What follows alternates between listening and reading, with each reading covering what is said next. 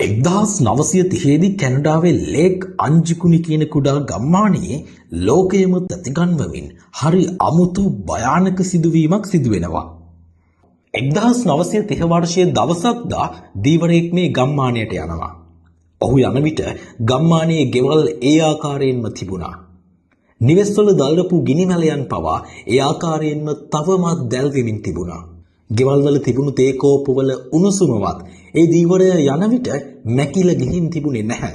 හොඳම කාරණාව නම් ඒ ගම්මානයේ කිසිදු ගම්වැසියෙක් මේ දීවරයට හොයාගන්න ලැබෙන්නේ නැහැ. මුළු ගමම පවුල් පිටින් අතුරුදහන්. මේ ගැන පරීක්ෂා කරන්න පරීක්ෂකවරුන් පවා පැමිණෙනවා. නමුත් කිසිදු සටහනක් සලකුණක් පලායාමක සලකුණක්වත් හමුවන්නේ නැහැ.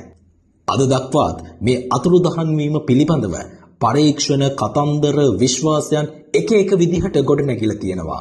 හැබැයි කොහොම හරි අදටත් මේ අභිරහසට හේතුවක් හොයාගන්න තවමත් කිසිවෙකුටත් හැකියාවක් ලැබිලා නැහැ. මේ ගම්මානේ මිනිසුන් එක රැයකින් එක පාරටම කොහෙටද අතුරුදහන් වුනේ? මේක බලන ඔයාට ඒ ගැන අදහසක් තියෙනවා නම් ඒ අදහස පහලින් කමෙන්ට් කරන්නත් අමතක කරන්න එපා.